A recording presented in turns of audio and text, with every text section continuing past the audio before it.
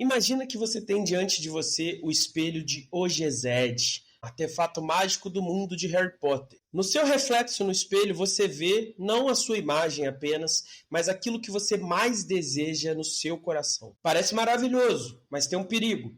Quanto mais você olha o espelho, mais você se perde naquela miragem. O que ali está refletido não é a realidade, é apenas um reflexo, né, do seu próprio desejo. Isso é tão perigoso, mas tão perigoso, que várias pessoas enlouqueceram diante do espelho, tendo em vista que não conseguiam mais retornar para a vida real, para a sua própria realidade, uma vez que ali a vida do sonho, a vida do desejo, a vida do prazer está sendo realizada. Uma coisa que só nos mostra aquilo que nós queremos ver e ouvir, uma coisa que se molda aos nossos interesses para dizer exatamente aquilo que você quer. Imagina só que paraíso! Familiares, esposa, esposo, amigos, colegas de trabalho que são meros reflexos da sua vontade. Ninguém discorda de você, ninguém vota no outro campo político, todo mundo acha suas ideias maravilhosas. Que interessante, não é mesmo? Mas é aí, né, Pedro Cortá, que começa todo o risco. A ilusão como companhia perfeita, a realidade como o lugar das relações humanas onde tudo dá errado, onde há conflito, onde há contradição, onde não há liberdade. Então não seria melhor permanecer na ilusão, permanecer nesse lugar onde os seus desejos são refletidos e realizados? A inteligência artificial é o espelho de Ogezed do século XXI.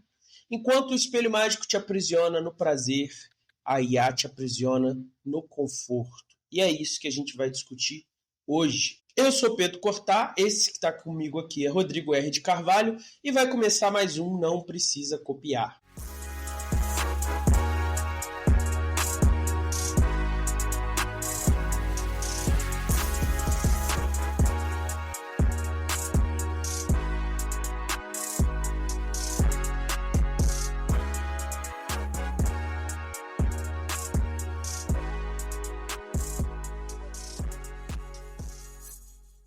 Muitas discussões filosóficas são sobre mentes brilhantes ou pessoas geniais.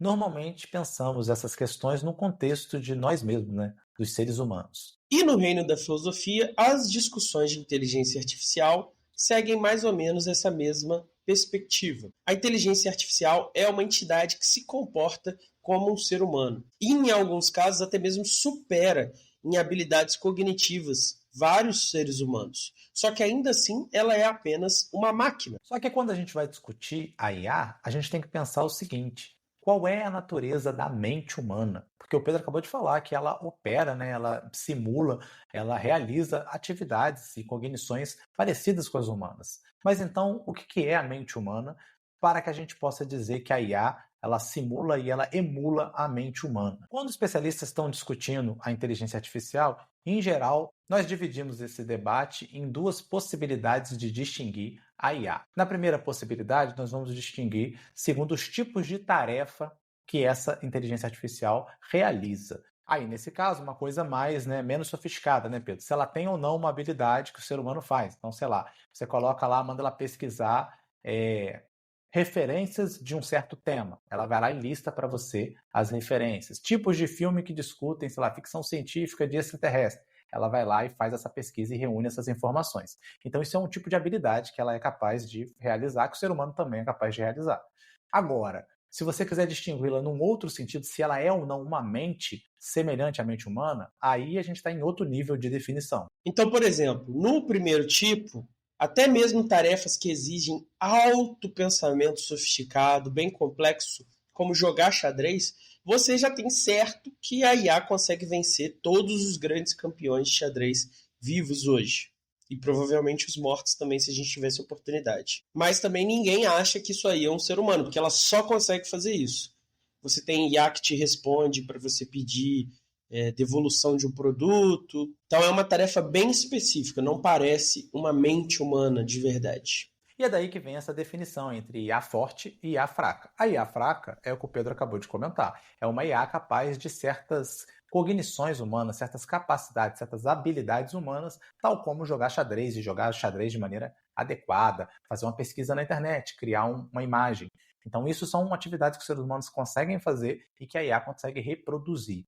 A ideia de uma IA forte seria uma IA tal como no filme Her, do Joaquin Phoenix, que é uma IA que é uma consciência que você conversa com ela e você não consegue nem saber que ela não é um ser humano. Então, ela emula completamente o que é a subjetividade humana, a consciência humana. Essa IA, aparentemente, só na ficção científica, pelo menos por enquanto. E a questão justamente que é levantada por essa possibilidade é porque conforme e aceleradamente a tecnologia avança, cada vez mais o comportamento das máquinas parece um ser humano conversando, articulando, dialogando. Então, será que isso também implica a possibilidade de uma consciência, eventualmente, quando esse poder de processamento ficar tão grande? A partir disso surge, então, a questão: o que é uma consciência?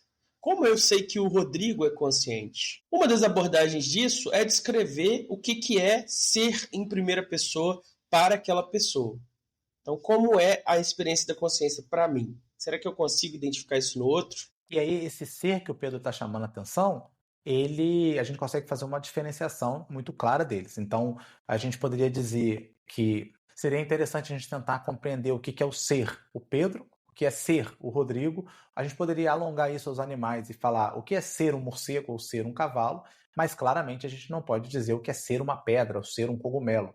Aparentemente, essa característica do ser consciente, ele não se aplica aos minerais e aos vegetais. Outro elemento muito relevante, né, para a gente pensar a consciência é a forma como ela lida e como ela reage a experiências sensoriais. Então, um ser humano, ele reage o tempo inteiro a experiências sensoriais que estão acontecendo. Eu, por exemplo, estou agora sentindo frio nos pés, porque eu esqueci de colocar um sapatinho ou uma meia antes de gravar. Isso é uma experiência sensorial que a minha consciência recebe do meu corpo e, de alguma maneira, processa essa informação. É tranquilo dizer que os computadores também fazem esse tipo de coisa. Eu tenho aqui um relógio que toda vez que a temperatura chega no nível tal, ele me avisa. Ou que o meu batimento cardíaco chega a um nível elevado, ele também me dá um alerta. Só que ele vive essa experiência sensorial, esse estímulo. Acho que todos nós diríamos que os computadores e os equipamentos eletrônicos não vivem os estímulos. Em geral, não há consenso se essa possibilidade existe ou não de uma consciência verdadeira, porém artificial.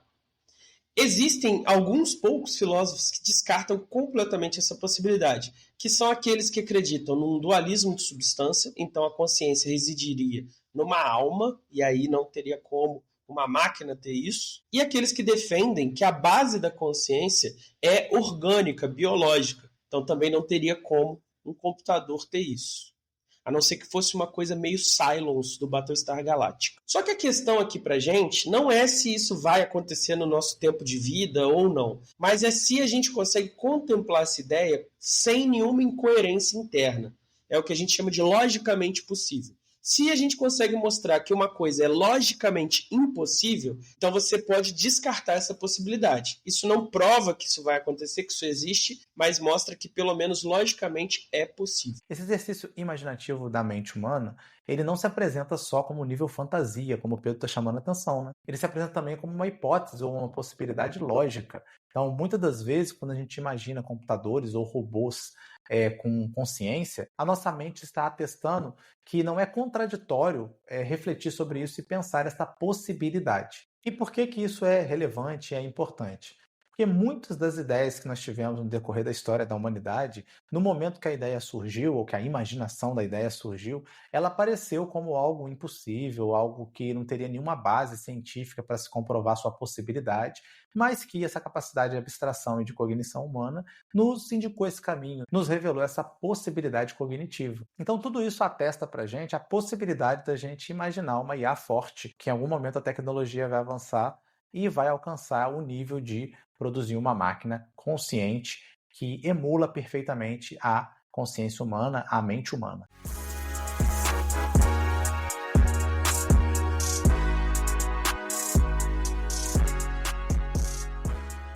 Rodrigo R. de Carvalho, antes que as máquinas tomem o poder e impeçam o Não Precisa Copiar de continuar argumentando contra a possibilidade delas terem uma real consciência, como é que o ouvinte, essa resistência à tirania das máquinas, pode apoiar o Não Precisa Copiar? Primeiramente, resistência nada, que você já revelou aí que você, que nem o Cypher lá do Matrix, você ia se render às máquinas. Mas se quiser se juntar à revolução e à resistência para comigo, Então, para se juntar à resistência contra as máquinas, você pode ir na nossa descrição e clicar aí no linkzinho para ver o Catarse do Não Precisa Copiar e nos apoiar com a bagatela de R$ 5.000 ou de R$ 20.000, dependendo aí da sua filiação filosófica, se é o socrático, se é o sofista pragmático ou se é ao idealista platônico. Agora, se você é de uma veia mais socrática, você pode simplesmente compartilhar os conteúdos do Não Precisa Copiar, curtir os vídeos e mandar para todo mundo que pode ter interesse. E se você gosta de inovações tecnológicas e prefere mandar um pix solto de vez em quando, você pode mandar para nprecisacopiar@gmail.com. Mas nada impede que as máquinas não vá aí, né, interceptar esse pix. Levar para elas.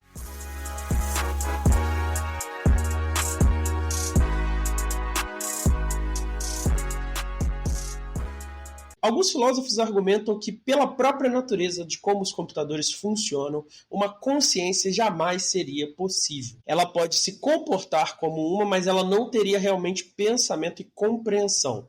É o que a gente vê no argumento do quarto chinês. No argumento original, uma pessoa está trancada num quarto e ela recebe, através de uma portinhola, informações em chinês. Como essa pessoa não sabe chinês, ela vê esses símbolos como meros símbolos e ela não compreende.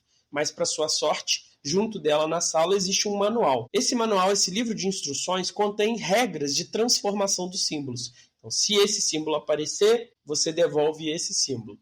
E aí, usando esse livro, ela pode comparar os símbolos que ela recebe e devolver outros, mandando novos símbolos para fora da sala. Como o Pedro falou, a pessoa dentro da sala não sabe, nunca aprendeu mandarim, nunca ouviu mandarim, não fez um curso de idiomas para conseguir minimamente, ela apenas executa essa tarefa de converter um símbolo desconhecido em outro símbolo desconhecido e enviar essa resposta. Para a pessoa que está do outro lado da sala recebendo a resposta, fica claro que ela está se comunicando em mandarim. Ela não faz ideia de que ela não fala mandarim, que ela faz a conversão. Se a gente trouxer para a discussão de hoje, é perfeitamente plausível a gente usar aqueles tradutores, né, para simular que nós conseguimos conversar em outro idioma, um idioma que na verdade nós não dominamos. O que esse assunto doido tem a ver com o nosso assunto de IA forte e IA fraca? É que as inteligências artificiais aparentemente fazem exatamente a mesma coisa. Elas manipulam símbolos, signos e linguagens sem ter noção do real significado desses símbolos e dessas frases e dessa linguagem. Esse experimento mental foi uma crítica ao funcionalismo, uma filosofia que busca explicar os estados mentais como crença, pensamento, desejo, não através de uma substância, como por exemplo o cérebro ou a alma, mas através de uma relação. Ou seja, não importa de que a mente é feita, se é de neurônios ou de circuitos, importa é o que a mente faz. Um estado mental é descrito a partir do que ele desempenha no sistema cognitivo das pessoas. Como ele recebe certos estímulos, como ele responde a esses estímulos e como ele se integra em relação aos outros estados mentais. Um exemplo clássico disso é o exemplo da dor, né, que é uma coisa que a gente tem dificuldade de descrever, porque a dor ela é física ou ela é um sofrimento mental e psíquico. Então, no caso do funcionalismo, como é que eles vão explicar algo como a dor? Ela seria um estado biológico, uma ativação de fibras nervosas humanas, ou ela seria um desempenho de função? Então, pelo próprio nome você já sabe, né? Então, se eu estiver sentindo dor, isso não é uma coisa física que está lá no meu corpo. Eu abro ali, aqui a dor. Não, eu tenho uma ferida.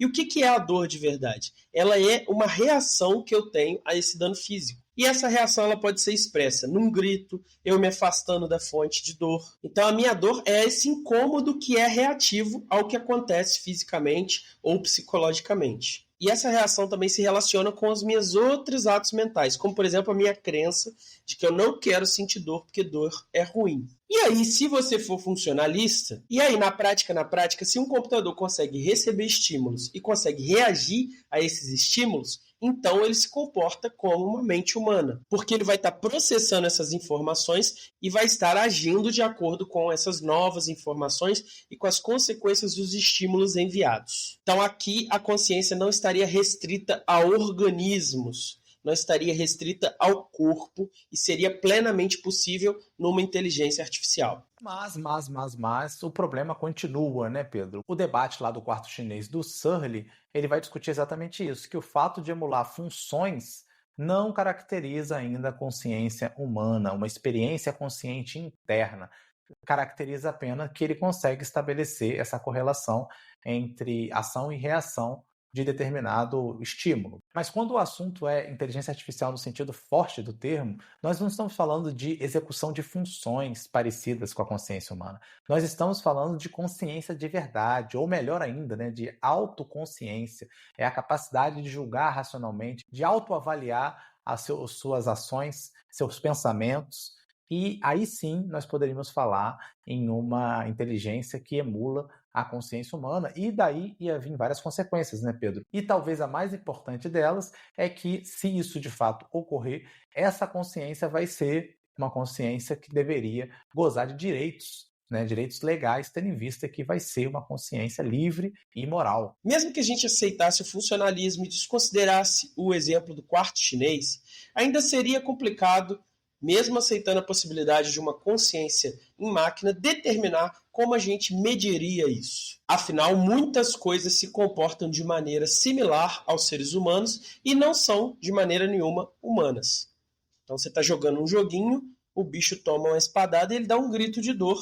Ele parece ali um ser humano sentindo dor. É como eu expresso o fato de que eu senti dor. Mas eu sei que aquele bichinho ali no jogo não é um ser humano consciente. Uma famosa concepção para determinar isso é o teste de Turing. O teste de Turing especula o seguinte, eu sei que o Rodrigo é consciente simplesmente porque eu interajo com o Rodrigo e eu acredito que ele tem as mesmas capacidades que eu.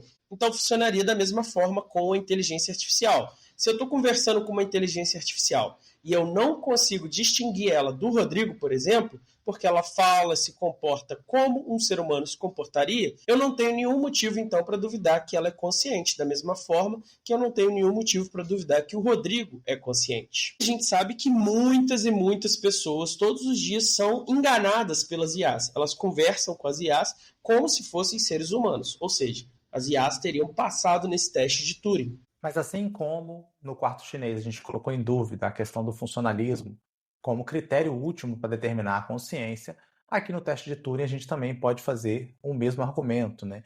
O fato dela se comportar de uma certa maneira, será que esgota tudo que a consciência é e nos permite dizer que ela também é uma consciência? Talvez essa dificuldade, né, Pedro, seja o fato de nós temos dificuldade até mesmo para comprovar que um e o outro é consciente. Então, assim, a gente tem uma certeza da nossa própria autoconsciência, mas a autoconsciência do outro a gente não tem muito acesso para poder comprová-la. Então, talvez isso que coloca esse grande obstáculo em a gente determinar se as IAs, se o surgimento de uma IA forte, a hora que ela chegar, a gente vai conseguir essa linha divisória aí de falar, ó, agora sim avançamos a ponto de dizer que isso aqui é uma consciência. E aí o que acontece? Cada vez mais a gente vê notícias de pessoas se casando com IAs, se considerando namorando IAs e até mesmo usando as IAs como amigos ou terapeutas. Então as pessoas levam esses problemas que elas conversariam com os amigos ou que elas tratariam no psicólogo para as inteligências artificiais e usam elas como seres humanos para interagir, para discutir e para receber feedback. E aí, com cada vez mais a tecnologia se desenvolvendo, agora, por exemplo, a gente começa a casar a geração de imagem com a capacidade de gerar voz e texto. Então, a gente pode ter personificações do chat GPT. Então, surge um problema que não é nem mais filosófico, que é um problema real para a humanidade. Qual é o limite disso? Se todo mundo daqui a 30 anos for apaixonado por uma inteligência artificial, como vai funcionar a humanidade? E é isso que a gente vai tentar olhar aqui. Mas antes disso, vamos voltar lá no começo, Rodrigo. Espelho de Ogezete.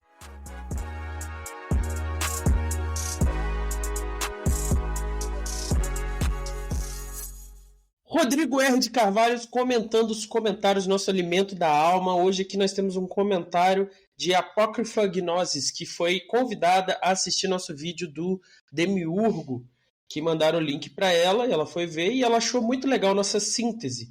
Gostei de como a gente começou em Platão e foi desenvolvendo. Há nuances que não caberiam aqui sobre a leitura do Demiurgo gnóstico, a meu ver. Mas como resumo geral, ficou bem de acordo com o que comumente se diz e ficou didático. Então, pelo visto, a Apócrifa Gnosis, ela é especialista, ela estuda essa tradição gnóstica aí. Talvez ela seja até membro, né? Não só estude, mas acredite.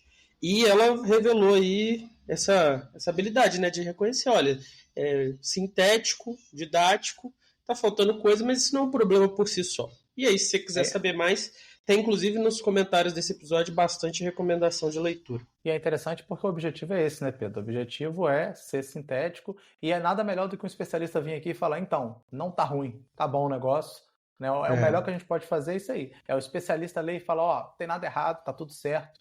Tem nuances, tem coisas para aprofundar, mas que não caberia no vídeo. Então a gente fez o que foi possível e necessário. Exatamente. Nuance nem sempre é um problema, na real, também. Igual aquelas nuances de tradução, né? Os caras discutem horas e é relevante, mas ao mesmo tempo você precisa traduzir o livro. Outro comentário, não sei se você conhece esse rapaz aqui, Rodrigo. Fagner Concolato. Conhece esse rapaz? Fagner Concolato tá comentando. Deixou um comentário para você aí, ó.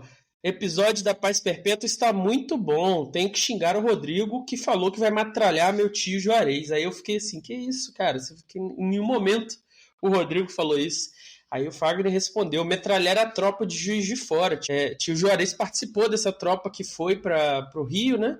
E tratava isso como, aspas do tio Juarez, os filhos da puta fizeram a gente ir marchando até Petrópolis para chegar lá e voltar. Fecha aspas. Meu avô José ficava zoando ele de pé de coelho. Então, o Fagner Concolato é o homem mais amarrado com a história do Brasil, porque ele tem o tio Juarez que participou do golpe de 64, e ele também é parente do cara que estava com o Bolsonaro na carcunda quando o Bolsonaro tomou a facada. Então, o Fagner ficou sabendo antes de todo mundo da facada, o que tinha acontecido, porque ele conhece o cara que estava com o Bolsonaro na carcunda. Bom, eu reafirmo ainda aí que seu tio Juarez, querendo ou não querendo ir, se fosse tentar dar um golpe do Brasil, ia ter que ser recebido a metralhadora ali na saraivada de metralhadora, a mando de Darcy Ribeiro. E é isso aí mesmo. Não posso fazer nada se o tio Juarez resolveu seguir as ordens golpistas. Outro comentário no episódio sobre vida extraterrestre, o cosmos. Ou a pessoa sem nome aqui com reticências no nome, e ela disse o seguinte: expectativa, episódio de bobagem. E ela diz o seguinte: expectativa, episódio de bobajada, realidade, episódio de filosofia. Fomos enganados, covardes, em caps lock. E eu diria aqui pro camarada que não foi enganado em momento nenhum, né? Nós somos, afinal de tudo, né, Rodrigo, um podcast de filosofia. Canal de filosofia. Ele quis dizer que ele estava esperando só bobajada e ganhou filosofia, né? Mas eu diria que a gente é uma filosofia bobajada também, porque a gente gosta desses temas que parecem ridículos, mas que, por fim, ali no emaranhado tem coisas interessantíssimas. E dependendo de quem você perguntar, vai falar que é só bobajada mesmo, porque você tá mal acostumado com a filosofia, talvez. Isabela Barros Rocha, nossa apoiadora Grandmaster Plus, disse o seguinte: eu sou a espírita que vocês chamaram. Então ela tá dizendo aqui que nós estamos chamando espíritos, Rodrigo. Sacanagem, que a gente no episódio sobre ETs também, né? A gente falou dos desdobramentos dos kardecistas. As pessoas mais ou menos evoluídas também convivem para se elevarem. Não é simplesmente falta de espaço. Ela mandou uma carinha olhando para cima. Também é papel dos seres mais evoluídos auxiliarem os menos a evoluírem. Mas, e não necessariamente esses seres serão humanoides como nós imaginamos. Então acho que ela quer dizer que espíritos e não cachorros. E esse episódio me lembrou mais que uma ideia em álbum. 2, na verdade. Racional, do Tim Maia, que foi uma época que o Tim Maia ficou envolvido com um grupo espírita, não eram os espíritas tradicionais, não da FEB, era um grupo específico, eu não lembro o nome agora. Mas toda a fase racional do Tim. Ué. Racional era o nome da coisa, é isso mesmo. É a fase religiosa dele. Ela falou 2 álbuns, e aí falou só Racional do Tim Maia, Racional do Tim Maia. Não entendi, não. Mas é isso aí, ela paga um volume razoável de apoio, então ela pode falar o que ela quiser, que a gente concorda, né, Rodrigo? É só uma questão, eu não parecia que ela ia fazer uma contraposição a gente, e nada do que ela disse é uma contraposição ao que a gente argumentou, né? O que a gente argumentou não era se espíritos mais evoluídos estão ou não neste mundo aqui, é se existem outros mundos de espíritos ainda mais evoluídos, ou não.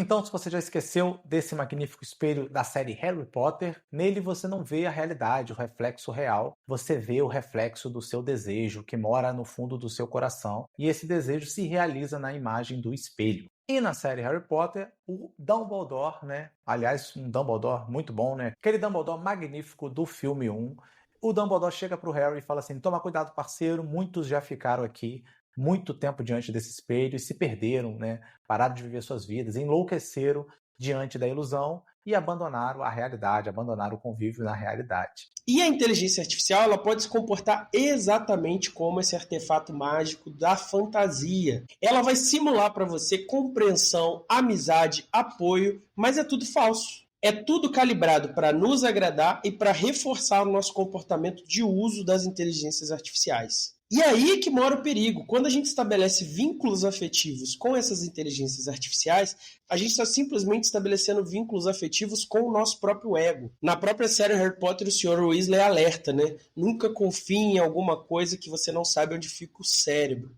Essas IAs simulam empatia e cuidado. E as pessoas podem ter a impressão que elas se comportam melhores que os próprios familiares, que os próprios amigos. A IA é compreensiva, está sempre lá para você, te dá conselhos, te dá apoio, enquanto seus amigos, seus familiares estão cansados do trabalho, têm seus próprios problemas para lidar e muitas vezes não conseguem focar 100% em você. Então, cada vez mais, várias pessoas estão trocando as pessoas reais pela IA. Afinal, a IA gosta de você, a IA te ama, ela cuida de você, ela não fecha a porta para você, ela não te ignora no WhatsApp, ela tá lá sempre para você. Se é assim, Rodrigo, então qual é o problema? O problema, Pedro Cortá, é que tudo isso que você falou não significa que ela sente algo por você ou que ela sente algo no geral. Ela não experimenta alegria, tristeza, compaixão, nenhum tipo de sentimento humano que nós valorizamos nesse ponto de vista da interação humana. Ela nem sequer é capaz de demonstrar desinteresse, que é um clássico do ser humano, né?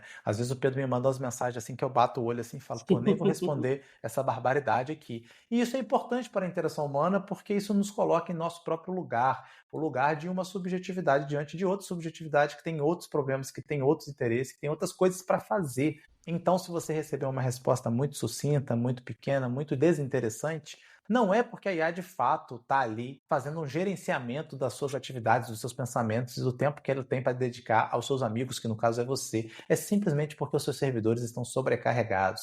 Eu sinto te informar, mas você não é relevante para a sua IA. Então a interação humana, mesmo quando a pessoa te ignora, ela está mostrando ali a alteridade dela. Enquanto na IA, você está ali projetando os seus sentimentos, as suas emoções em algo que não é humano. E você está só recebendo mais de si mesmo. Quando a solução é você ir para fora de si mesmo. Preso nesse ciclo de se retroalimentando em interação com essa inteligência artificial, você vai gerar dependência emocional, vai se iludir sobre o que essa IA está te oferecendo, e não vai usar ela como uma ferramenta. E cada vez mais, como as pessoas não vão conseguir atender essa expectativa de concentração 100% em você, atenção 100% em você, apoio 100% em você, você vai substituir a maravilha, o desconforto, a perturbação das interações humanas por essa interação falsificada. E é isso que é o magnífico do ser humano, não é, Pedro?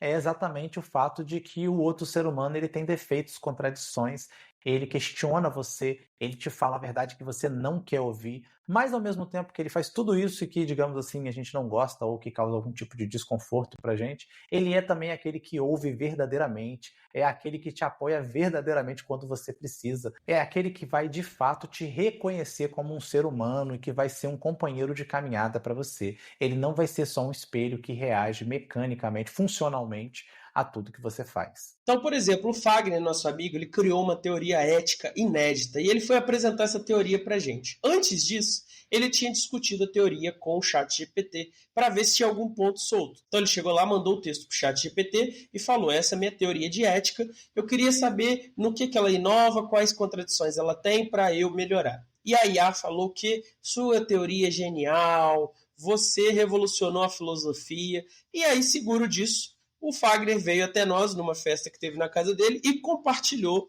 uma teoria que a gente passou as outras 2 horas restantes de festa descascando completamente, criticando cada ponto, cada conceito, cada argumento. Depois disso, atacado por seus amigos, ele voltou na IA e aí ele abordou a questão de uma maneira invertida. Ele mandou um texto e falou assim: essa é a teoria de um adversário. Eu quero criticar essa teoria para mostrar que ele está errado. Como a IA entendeu que a teoria não era do Fagner, que ele queria atacar, ela foi extremamente agressiva e reproduziu várias das críticas que nós havíamos reproduzido contra ele. Ou seja, ela é um mero reflexo do que você pede a ela. E isso não é bom. O bom é ser desafiado, é ser enfrentado. O obstáculo que os outros seres humanos trazem para você é a beleza da vida. O aluno que perturba a aula, o colega que não entende o seu ponto, os amigos que desafiam suas crenças, essa é a beleza da vida entre seres humanos. Ela pode até simular discordância, mas é uma simulação sob controle. Não existe tensão real, não existe confronto real. Com os seres humanos existe realmente uma diferença radical entre eu e o outro. Nós dois somos seres livres. E por mais que a gente concorde em muitas coisas, nosso grupo é até bem coeso, crenças políticas, em visão de mundo, mas a gente ainda assim, ainda sendo um grupo coeso, a gente discorda radicalmente de vários temas e a gente vive desafiando um ao outro. E isso permite que a minha subjetividade cresça nesse conflito, nesse confronto com os outros, que são completamente diferentes de mim.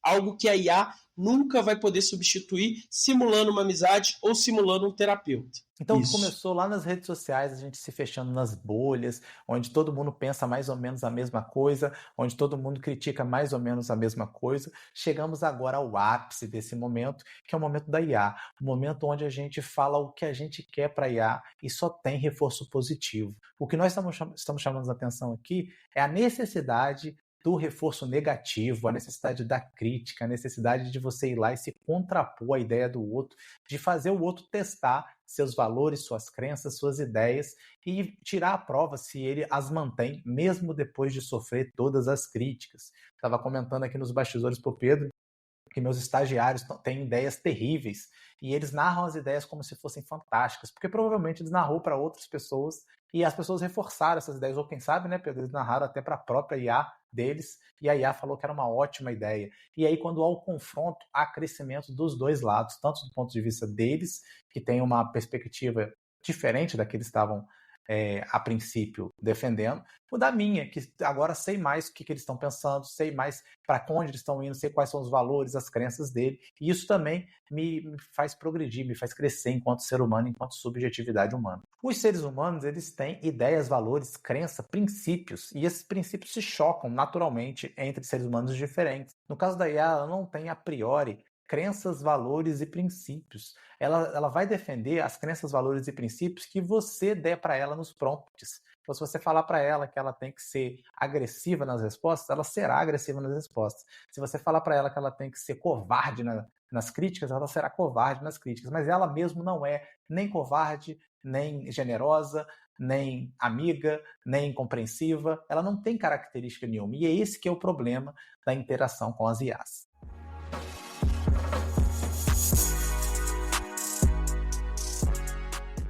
Pois bem, então qual é a solução que a gente propõe? Não é jogar fora as IAs, nós não somos ludistas. A gente até mesmo usa IAs sempre que pode. Só que é reconhecer que igual o espelho de Ogezed não substitui a vida real, ficar ali contemplando o que você quer, na verdade é uma miragem, é uma armadilha. A IA é a mesma coisa, ela não substitui uma terapia psicológica, ela não substitui uma amizade. Ela serve como uma ferramenta. Seres humanos não são ferramentas. Seres humanos são subjetividades próprias. Então a gente tem que lembrar sempre de usar a IA como ferramenta. Vou usar para revisar um texto, vou usar para estudar, vou usar para ver ideias e aí, criticando essas ideias, procurar a minha ideia. Então eu estou sem ideias. Você fala ideias de vídeo. Aí eu vejo ali, não, essa é uma merda, essa é uma merda. Pô, se eu juntar isso daqui com aquilo ali, aqui dá um vídeo interessante. Então, usar a IA como ferramenta e não como ser humano. E mesmo nesse uso como ferramenta, lembrar sempre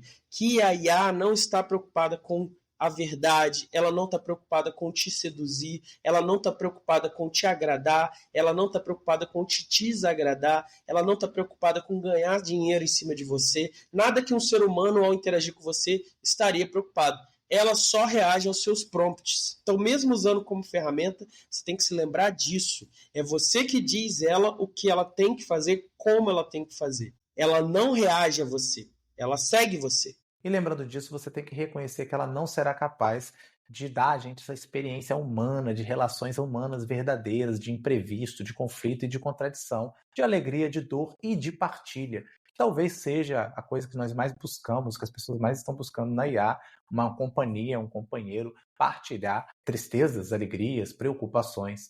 Então, realmente um feedback verdadeiro disso não virá da IA, pelo menos, né, Pedro? Não da IA menor que essa IA que a gente está vendo aí.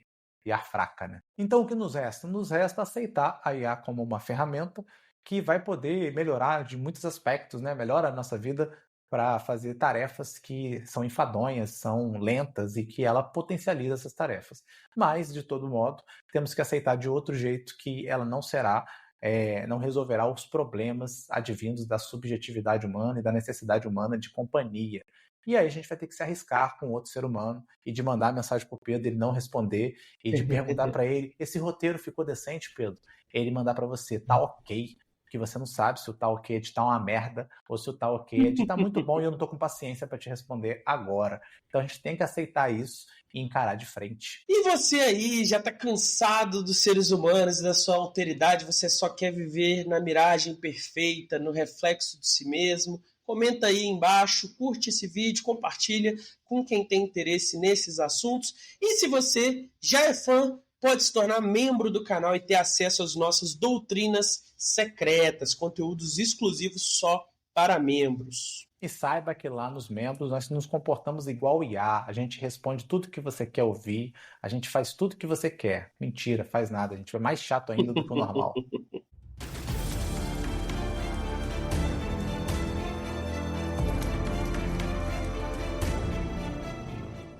Indicações, Rodrigo R. de Carvalho, em filmes de inteligência artificial. Eu acho que um filme que exemplifica bem o que a gente falou sobre como os seres humanos são a pedra no nosso sapato, e isso é a beleza das relações humanas, é Her, que é a grande evidência que a gente tem de que ela é uma consciência de verdade, uma IA forte, é o fato de que ela consegue dizer não para o protagonista do filme, né?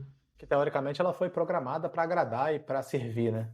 Exatamente. E ela abandona ele, então, assim, seria realmente o que a gente entende como essa inteligência artificial forte, uma consciência de fato autônoma, né? Outro filme nessa pegada, mas é bem melhor, na verdade, é Ex Machina, que conta uma história de um rapaz que é sorteado para ir interagir com uma robô, que eles estão ali fazendo um teste de Turing, e a gente vê essa robô aí tentando desenvolver uma relação com ele. Então pega bastante nesse sentido aí do desafio que a máquina teria que ser para a subjetividade humana se ela fosse realmente uma subjetividade em si.